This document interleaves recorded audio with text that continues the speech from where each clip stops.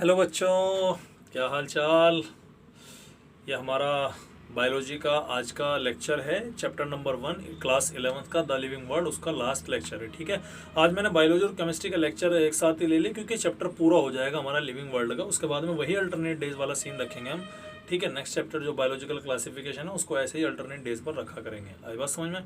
ठीक है, चलिए। तो अब तक हम इस चैप्टर के अंदर देख चुके थे कि क्लासिफिकेशन किस तरह से किया जाता है। टेक्सोनोमिक कैटेगरीज लास्ट लेक्चर में हमने डिस्कस कर ली थी कि कितनी टेक्सोनोमिकल हायरार्की होती है, 7 होती हैं। Kingdom, phylum, class, order, family, genus, species. उसमें जो स्पीसीज होती है वो एक्चुअल में एग्जिस्ट करती है। जितनी ज़्यादा, जितना छोटा, जितना लोअर द टैक्सा होगा उतने क्लोजली रिलेटेड एसोसिएशन ऑर्गेनिजम्स के बीच में आपको देखने मिलता है। आई बात समझ में? उसके बाद में जो लास्ट टॉपिक बचता है इसका, इस चैप्टर का, वो बचता है टेक्सोनोमिकल एड्स। क्या बचता है? Taxonomical aids.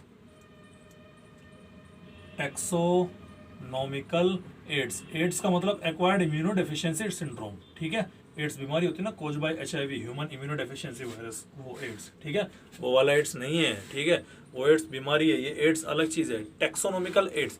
टेक्सोनोमिकल एड्स का मतलब ये है, यहाँ पर आप इतना समझिए कि टेक्सोनोमी करने के लिए, टेक्सोनोमी करने के लिए आपको किस चीज की सबसे ज्यादा जरूरत है? सबसे पहले जरूरत है आइडेंटिफिकेशन की। जब तक आप किसी चीज का आइडेंटिफिकेशन, उसका कैरेक्टराइजेशन नहीं करेंगे तब तक आप उसको टेक्सोनोमी के अकॉर्डिंग क्लासिफाई नहीं कर सकते। समझ में आई बात? तो इसके लिए सबसे पहले आपको किन किन कौन कौन से ऐसे टूल्स और टेक्निक है जिसके थ्रू आप किसी चीज को आइडेंटिफाई कर सकते हैं, उसको कैरेक्टराइज कर सकते हैं, उसी चीज को हम क्या बोलते हैं? टेक्सोनोमिकल एड्स बोलते हैं। मतलब ये टूल्स हैं, ये टूल्स हैं जो आपको टेक्सोनोमी करने में हेल्प करते हैं। आई बात समझ में? वे टूल्स कौन कौन से हैं? चलिए, सबसे पहले तो हम इसमें पढ़ने वाले हैं हर्बेरियम पढ़ने वाले हैं। ठीक है, उसके अलावा क्या पढ़ने वाले हैं? बोटेनिकल गार्डन पढ़ने वाले हैं। बोटेनिकल गार्डन के बाद में जूलॉजिकल पार्क पढ़ने वाले हैं।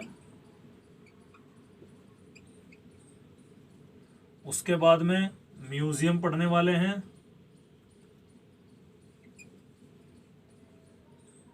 उसके बाद में कीज, फ्लोरा, मैनुअल्स, एक्सेट्रा, ये पढ़ने वाले हैं। ठीक है, क्लियर है? ये सारी चीज़ें हम डिस्कस करेंगे। देखो, इसमें ज़्यादा कोई ऐसे कॉन्सेप्चुअल चीज़ें नहीं है, केवल इन्फॉर्मेटिव चीज़ें हैं कि एक्चुअल में होता क्या है।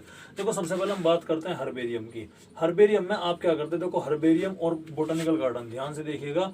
हर्बेरियम और बोटेनिकल गार्डन ये एक्सक्लूसिवली आपके किसके लिए है? ये प्लांट्स के लिए है। जूलॉजिकल पार्क किसके लिए है? ये एनिमल्स के लिए है। ठीक है, म्यूजियम आपके किसके लिए है? ये बोथ प्लांट्स एंड एनिमल के लिए है। ठीक है, और कीज और ये आपको मैं भी अलग बताऊंगा बाद में। ठीक है, फिलहाल हम इन चारों को ऊपर डिस्कस करते हैं। यानी हर्बेरियम और बोटेनिकल गार्डन में है। देखो, आप कहीं घूमने जाओ, किसी बगीचे के अंदर घूमने जाओ, दिल्ली वगैरह के अंदर आपको बहुत सारे बोटेनिकल गार्डन देखने मिल जाएंगे। ठीक है, देखो, हर्बेरियम होता क्या है?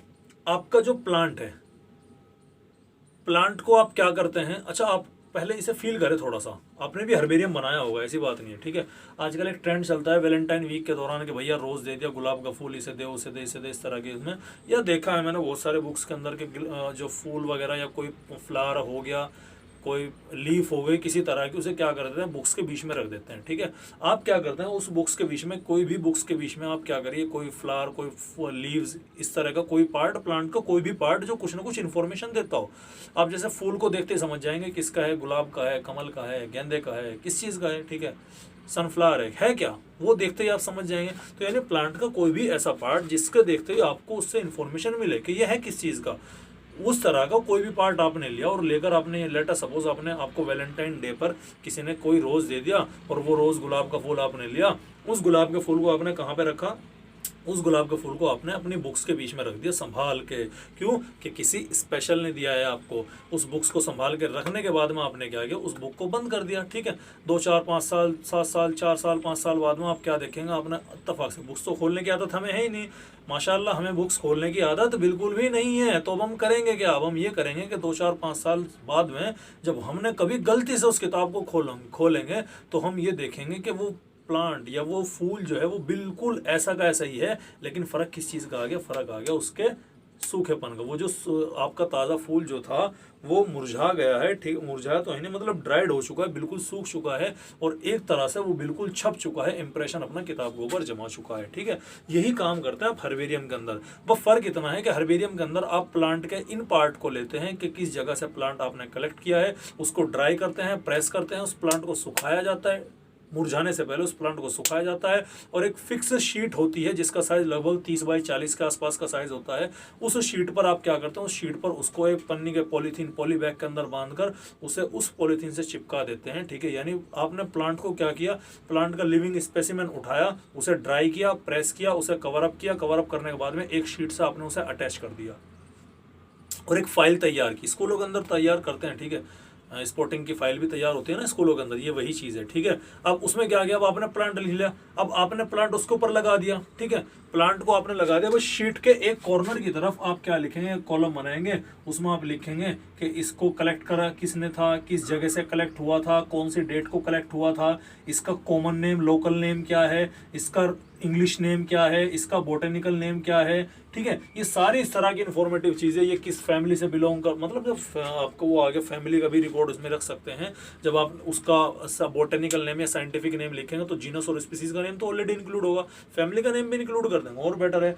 कलेक्ट करने वाले का नाम, किस डेट को कलेक्ट किया, किस जगह से कलेक्ट किया, ठीक है, और आपका वो प्लांट जो है उसमें उसका कॉमन नेम क्या है, उसका आपके इंग्लिश नेम क्या है और उसका आपका जो है वो बोटेनिकल नेम क्या है, साइंटिफिक नेम क्या है, ये सारी चीज़ें आप उसके अंदर मेंशन करेंगे, ठीक है। अब इस तरह करके आप एक फाइल तैयार कर लेंगे, ठीक है, फाइल तैयार कर लेंगे। उस फाइल से क्या होगा, उस फाइल से ये होगा कि आपने एक लाइब्रेरी सी तैयार कर ली। अब आपको कभी भी किसी प्लांट के बारे में कोई इन्फॉर्मेशन देखनी होगी, वो वर्ड के हिसाब से अरेंज कर लेते हैं कि ए नाम की फाइल, बी नाम की फाइल, सी नाम की, डी नाम की, इस तरह से, ठीक है। जैसे मैंगीफेरा इंडिका क्या है, एक नाम हो गया, कॉमन नेम क्या हो गया, मैंगीफेरा इंडिका। इसके फ्लावर को स्टडी करना है आपको, ठीक है, क्या करना है, इसके फ्लावर को स्टडी करना है। तो अब आप वहाँ गए, अब हालांकि आजकल तो गूगल का ज़माना है, आप प्लांट का नेम जो है वो गूगल करेंगे तो उसके फ्लावर, उसके स्पेसिमेन सब दिखाई पड़ेंगे, इसे बोलते हैं वर्चुअल हर्बेरियम। लेकिन यहाँ पर हम लिविंग हर्बेरियम की बात करें। अब आप क्या करेंगे, अब आप गए हर्बेरियम, अपने नियरेस्ट स्टोर पे हर्बेरियम पे गए, आपने कहा कि मैं बीएससी का या एमएससी का स्टूडेंट हूँ, मतलब मैं स्टूडेंट हूँ और 11th क्लास का स्टूडेंट हूँ और हमारे सर ने आज हर्बेरियम के बारे में पढ़ाया था और मुझे क्या देखनी है, मुझे मैंगीफेरा इंडिका के फ्लावर देखने हैं कि कैसे होते हैं। अच्छा, आपको मैंगीफेरा इंडिका के फ्लावर देखने हैं कैसे होते हैं, हाँ ऐसे होते हैं, ठीक है। तो जाइए, एक काम कीजिए, अंदर नीचे सीढ़ियों से उतर जाइए और सीढ़ियों से नीचे उतर जाने के बाद में बेसमेंट में आपको बहुत बड़ी लाइब्रेरी दिखाई पड़ेगी, एम वाले पोर्शन में जाकर वहां जाकर देख लीजिए। चलिए, आपका पास बन गया, आप नीचे लाइब्रेरी में उतरे, जैसे डिक्शनरी में वर्ड ढूंढते हैं इसी तरह वहां पर ढूंढते फिरे कि ये रैक लगी हुई है, ये कॉलम किसका, ये रैक किसका हो गया, ये ए का, ये बी का, ये सी का। आप एम में गए, एम के बाद में MAN में आए, फिर IN, इस तरह करके आए, वहां से आपने मैंगीफेरा इंडिका की फाइल निकाल ली। क्या किया आपने, मैंगीफेरा इंडिका की फाइल निकाल ली। जैसे आपने मैंगीफेरा इंडिका की फाइल खोली, खोलने के बाद में एक सूखा हुआ, आपको बिल्कुल सूखा हुआ मैंगीफेरा इंडिका का जो फ्लावर है वो, ठीक है, एक पॉलीथीन के अंदर लिपटा हुआ एक शीट से अटैच मिलेगा और उसके कॉर्नर में आपको इन्फॉर्मेशन लिखी होगी कि ये मैंगीफेरा इंडिका, ये जो आम है, ये किस जगह से कलेक्ट किया गया था, किसने कलेक्ट किया था, कौन सी डेट को कलेक्ट किया था, लोकल में ये कौन सा है, दशहरी बोलते हैं, लंगड़ा बोलते हैं, चौसा बोलते हैं, ठीक है, इसका इंग्लिश नेम क्या है, इसका बोटेनिकल नेम, साइंटिफिक नेम क्या है, ये किस फैमिली से बिलोंग करता है, वो सारी चीजें इन्फॉर्मेशन वहां पर लिखी होगी। मतलब अब आपने फील कर लिया, रियल प्लांट को फील कर लिया, देखा आप रियल ही, लेकिन वो ड्राइड हो चुका है, प्रेस कर दिया, अटैच कर दिया, आपने उसकी फाइल तैयार कर ली और उसी फाइल को आपने क्या बोला, उसी फाइल को, स्टोर हाउस को क्या बोल दिया आपने, हर्बेरियम बोल दिया। तो हर्बेरियम कुछ नहीं है, it is just a store house. ये स्टोर हाउस है कलेक्टेड प्लांट का, जिसे आप ड्राई करते हैं, प्रेस करते हैं और उसे पेस्ट करते हैं फाइल के अंदर, उससे एक रिकॉर्ड तैयार करते हैं, उसी रिकॉर्ड को क्या बोला जाता है, हर्बेरियम बोला जाता है। ये भी टैक्सोनॉमिकल एड्स की कैटेगरी के अंदर आता है।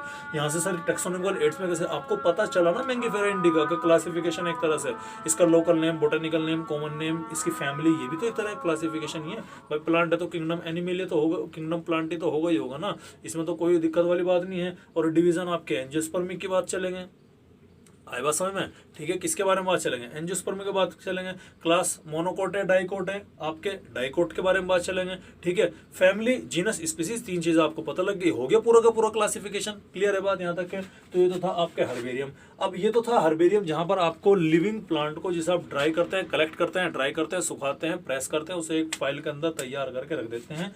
बोटेनिकल गार्डन आप जीता जागता बगीचा लगाते हैं ना, घर के अंदर बगीचा लगाते हैं, बस ये मान लिया आपने घर के अंदर अपने अकॉर्डिंग बगीचा तैयार किया, अलग अलग जगह से प्लांट लाए, आपने अपने घर के अंदर लगा दिए, और उन बगीचे का आपने जो प्लांट था उसके बाद में एक प्लेट लगा दी, उस प्लेट में आपने यही हर्बेरियम वाली इन्फॉर्मेशन लिख दी। बस फर्क इतना है कि यहाँ पर आप लिखेंगे कि ये जो प्लांट है ये किस चीज का है, इसका कॉमन नेम क्या है, इसका साइंटिफिक नेम क्या है, इसका रीजनल नेम क्या है, ये किस फैमिली से बिलोंग करता है। ये आपने लिविंग प्लांट के लिए हो गया। आई बात समझ में। तो बोटेनिकल गार्डन और हर्बेरियम की बात समझ में आई। दुनिया का पहला हर्बेरियम इटली के अंदर बनाया गया था और दुनिया का सबसे बड़ा हर्बेरियम पेरिस के अंदर है। क्लियर है बात, आई बात समझ में। और आपके उसके बाद में जो आपका बोटेनिकल गार्डन है, ठीक है, इंडिया के अंदर कहाँ है, हावड़ा कोलकाता के अंदर है आपको, ठीक है। और आपको कहाँ पर, क्यूई इंग्लैंड, इंग्लैंड के अंदर आपको सबसे बड़ा बोटेनिकल पार्क या म्यूजियम देखने मिलता है। आपको समझ में आई बात, क्लियर है बात। अब उसके बाद चलते हैं हम, ये तो थी प्लांट के बारे में जिसे हमने देख लिया। जूलॉजिकल पार्क, अलग अलग जगह से अलग अलग हैबिटेट से आप क्या लाए, जानवर लाए, एनिमल्स को लेकर आए, उन एनिमल्स को आपने लाकर अपने एक आर्टिफिशियल कंडीशन क्रिएट किया, आर्टिफिशियल एटमॉस्फेयर आपने क्या किया, क्रिएट किया।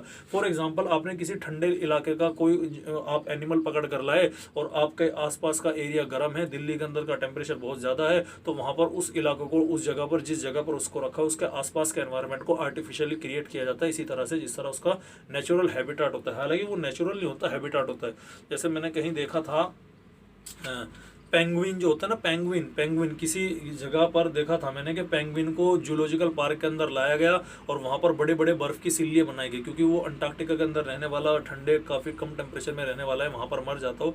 शायद दिल्ली के अंदर ही था, कहीं पे देखा पढ़ा था, मतलब मैंने इस बारे में कि पेंगुइन को लाया गया और वो बड़े बड़े बर्फ की सिल्लियां वहां पर बनाई गई, क्रिएट की गई, जिससे वो पेंगुइन को उसको नेचुरल हैबिटेट फील हो सके। मतलब आप वहां पर जानवर को स्टडी कर सकते हैं और जिस जगह पर वे रहेंगे उसके बाहर बाकायदा एक नेम प्लेट लगी होती है कि ये जानवर क्या है, इसका साइंटिफिक नेम क्या है, कॉमन नेम क्या है, इसकी फीडिंग न्यूट्रिशन क्या है, क्या खाता है, किस तरह से रहता है, ये सारी चीजें बेसिक इन्फॉर्मेशन उसके बारे में है। तो यानी इन्फॉर्मेशन हमें मिलती है किसके थ्रू, जूलॉजिकल पार्क के थ्रू मिलती है। क्लियर है, 3 चीजें समझ में आई। चौथी चीजें क्या होगी, चौथी चीजें आगे म्यूजियम। म्यूजियम के अंदर आप यूज करते हैं लाइव स्पेसिमेन। क्या यूज करते हैं, लाइव स्पेसिमेन, ठीक है। और ये लाइव स्पेसिमेन एक पर्टिकुलर स्पेशल टाइप के केमिकल के अंदर डिजोल्व होते हैं। फॉर एग्जाम्पल आदमी का अगर स्पेसिमेन करना होगा तो आदमी मर गया, मरने के बाद में उसकी बॉडी को क्या कर दिया, एक सॉल्यूशन आता है जिसे हम बोलते हैं फॉर्मेलिन। क्या बोलते हैं, फॉर्मेलिन। वो प्रिजर्वेटिव सॉल्यूशन होता है, 40% फॉर्मल्डिहाइड का सॉल्यूशन होता है। आगे पढ़ेंगे हम, डोंट वरी, घबराने की जरूरत नहीं, केवल नाम याद रखिए, फॉर्मेलिन सॉल्यूशन होता है उसके अंदर। अरे आपने अपने लेबोरेटरी के अंदर, घर स्कूल के अंदर देखी होगी ना कि मछली है, पानी सी की बोतल के अंदर एक बोतल है, उसके अंदर पानी सा भरा हुआ है, येलो सा व्हाइट सा पानी, उसके अंदर मछली लगी हुई है, कॉकरोच लगा हुआ है, तो वो है। कुछ प्लांट भी देखने मिलेगा आपको, तो वो बोलते हैं लिविंग स्पेसिमेन बोलते हैं, ठीक है। मतलब आदमी मर गया, ऑर्गेनिज्म मर गया, चाहे प्लांट और एनिमल हो, आपने उसको एक कार्डबोर्ड पे अटैच किया और उसको पिन करने के बाद में, चारों तरफ से पिन लगाने के बाद में आपने उसको फॉर्मेलिन के सॉल्यूशन में प्रिजर्व कर दिया, जिससे वो सालों साल खराब नहीं होता, एज इट इज सेफ रहता है, ठीक है। क्लियर है। तो ये किसके बारे में, म्यूजियम के बारे में बात होती है। अब कीज जो होती है, कीज ये बड़ी इंपॉर्टेंट है। कीज जो है एक्चुअल में, इसके बारे में कहानी समझिए। कीज जो होती है एक्चुअल में आपको ये बड़ी इंफॉर्मेटिव चीजें देती है और एक्चुअल में कीज जो होती है कॉन्ट्रास्टिंग कैरेक्टर के ऊपर बेस्ड होती है और पेयर में आपको देखने मिलती है, और जिसे हम क्या बोलते हैं, कपलेट बोलते हैं। और उनमें जिस पेयर को आप चूज करते हैं, उस कॉन्ट्रास्टिंग पेयर में से जिसे आप चूज करते हैं, वो आपका क्या कहलाया जाता है, लीड कहलाया जाता है। सर हमारी समझ में नहीं आया, सिर के ऊपर को निकल गया, क्या है, चलिए मैं बताता हूँ आपको, ठीक है। CID का एपिसोड तो देखा होगा आपने, कोई ना कोई शो। इन्वेस्टिगेटिंग ऑफिसर क्या करता है, इन्वेस्टिगेटिंग ऑफिसर यही करता है कि उसको क्या मिला, कोई भी किसी भी तरह का कोई भी मर्डर हो गया, किसी भी तरह का मर्डर हो गया, मर्डर में एक के बाद में एक कड़ियाँ जोड़ता चला जाता है वो, ठीक है। फॉर एग्जांपल किसी का मर्डर हुआ, इसके पास में क्या नाम लेकर मिट्टी लगी हुई, शायद मैंने आपको पहले भी एग्जांपल दिया, इसके पैरों में, जूतों में मिट्टी लगी हुई है। हमारे आसपास तो 2 तरह की मिट्टी है, कितने तरह की, 2 तरह की मिट्टी है। सबसे पहला बात समझिए, कीज जो होता है एक्चुअल में किसके ऊपर बेस्ड होता है, कीज होता है कॉन्ट्रास्टिंग कैरेक्टर के ऊपर बेस्ड। किसके ऊपर, कॉन्ट्रास्टिंग कैरेक्टर्स के ऊपर बेस्ड। कॉन्ट्रास्टिंग कैरेक्टर्स क्या होते हैं, कॉन्ट्रास्टिंग कैरेक्टर्स होते हैं जिन्हें आप आसानी से इजीली ऑब्जर्व कर सकते हैं, जिसे आप बाहर से देखने में ऑब्जर्व कर सकते हैं। Easily observable characters are called as contrasting characters, ठीक है। इनके ऊपर होता है और एक्चुअल में इन कैरेक्टर्स की डुप्लेट फॉर्म, 2 फॉर्म ली जाती है, डुप्लेट फॉर्म में ली जाती है, ठीक है। डुप्लेट या कपलेट बोलते हैं उसे, ठीक है, क्या बोलते हैं, कपलेट बोलते हैं। फॉर एग्जाम्पल आपने कोई जानवर देखा, फॉर एग्जाम्पल आपने कोई जानवर देखा या आपने कोई प्लांट देखा, ठीक है, प्लांट का देखिए, अब कोई भी प्लांट आपको मिला, अब आप अपने बेसिक ऑब्जर्वेशन क्या रखेंगे उस प्लांट के पास में, आपके पास में क्लासिफिकेशन का एक पैटर्न होगा कि ये जो आपने प्लांट लिया है, ये प्लांट क्या रूट, स्टेम और लीफ के अंदर डिफरेंशिएट है या नहीं है,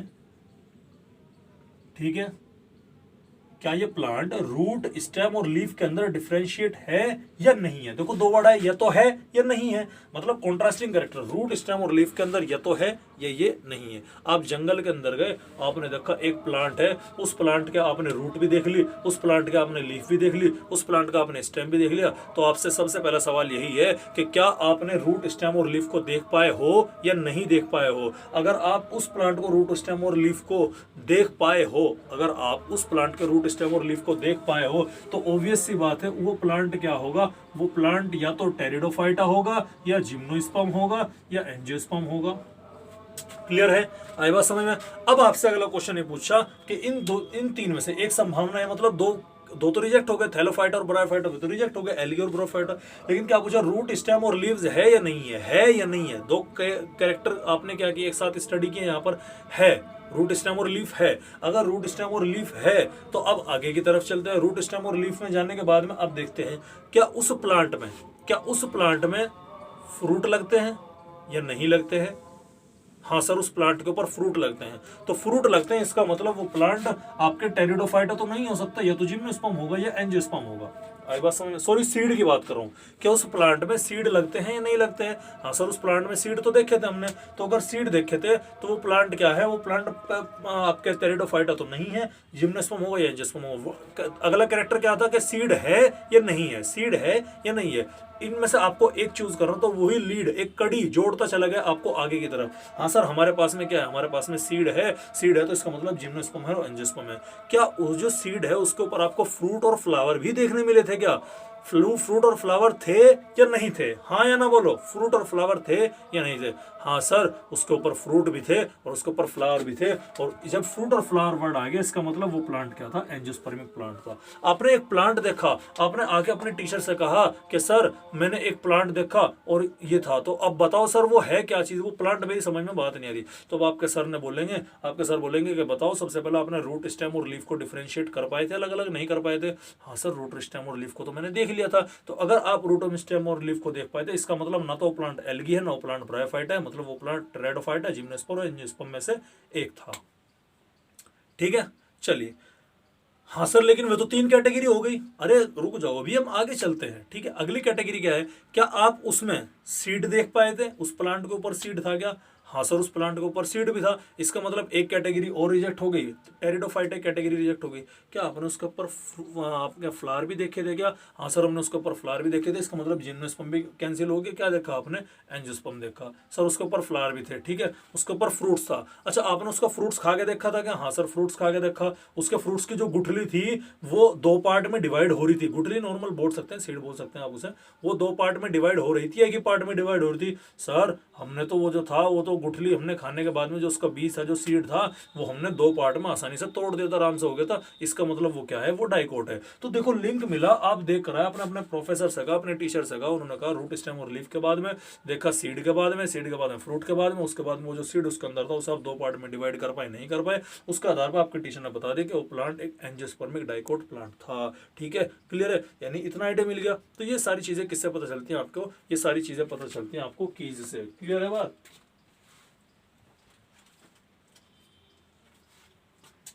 ठीक है भैया,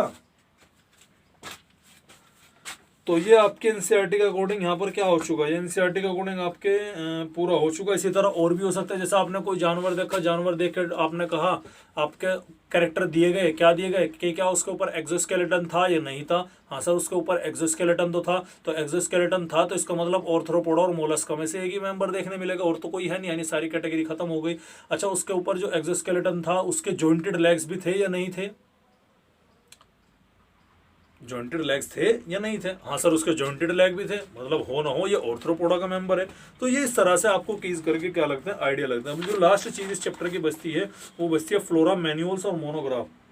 देखो ये भी कुछ नहीं है, ये भी एक तरह का फ्लोरा वर्ड आता है प्लांट के लिए, फोना वर्ड आता है एनिमल के लिए, ठीक है। जब आप अलग अलग क्या नाम लिख रहे हैं उनको रिकॉर्ड रखते हैं, प्लांट का एनिमल का किस जगह पर के प्लांट कितना है, ठीक है, इसका हैबिटाट क्या है, इसका डिस्ट्रीब्यूशन क्या है, किस तरह से, तो वो किसी भी एक पर्टिकुलर एरिया में फ्लोरा, मैनुअल्स और मोनोग्राफ ये किसी भी पर्टिकुलर एरिया के लिए दिए जाते हैं, ठीक है। हालांकि मोनोग्राफ जो होता है वो पूरे एक टेक्सोन या एक ग्रुप की इन्फॉर्मेशन देता है। मोनोग्राफ जैसे कि अब मैं बोल रहा हूँ, अच्छा बताओ कि आप अपना अंदाजा लगा लोगे, मैं बोल रहा हूँ, ठीक है, मैं आपको किसी कोई भी कैरेक्टर बोला जैसे exoskeleton present, jointed leg present, ठीक है, तो आप समझ जाओगे कि मैं किसकी बात कर रहा हूँ, मतलब मैं ऑर्थ्रोपोडा की बात कर रहा, मतलब एक टेक्सोन के बारे में बात कर रहा, ठीक है, किंगडम एनिमेलिया के बारे में बात कर रहा। तो ये चीज़ क्या होगी, जो आपको पूरे एक टेक्सोन के बारे में इन्फॉर्मेशन दे रही है, वो होती है आपकी क्या, वो होती है आपकी आपके मोनोग्राफ बोलते हैं उसे, ठीक है। उसके अलावा अगर प्लांट के बारे में आपको इन्फॉर्मेशन मिल रही, कोई भी फाइल, कोई भी इस तरह की चीज़ें कि वो प्लांट किस हैबिटाट में है, किस तरह का उसका डिस्ट्रीब्यूशन है, कहाँ कहाँ पाया जाता है, ठीक है, उसके अलावा किस किस एरिया में आपको देखने मिलता है, वो क्या है, वो आपका फ्लोरा हो गया। फोना के अंदर एनिमल्स को स्टडी करता है, एनिमल्स का क्लासिफिकेशन, उसका डिस्ट्रीब्यूशन क्या है,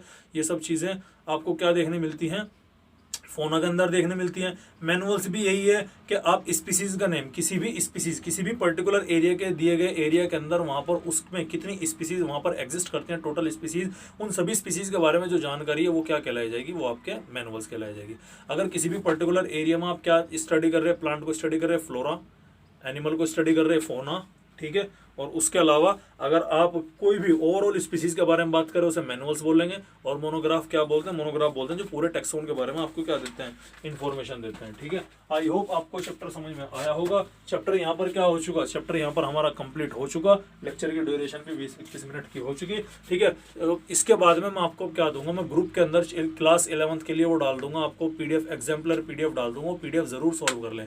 उसमें नीट वगैरह के इंपॉर्टेंट क्वेश्चन, यानी एनसीईआरटी जो इंपॉर्टेंट क्वेश्चन बनाती है वो इंपॉर्टेंट क्वेश्चन का सेट वहीं पर अवेलेबल होता है, कहीं से परचेज करने की जरूरत नहीं, फ्री ऑफ कॉस्ट आपको मिलने वाला है, so don't worry about it, ठीक है।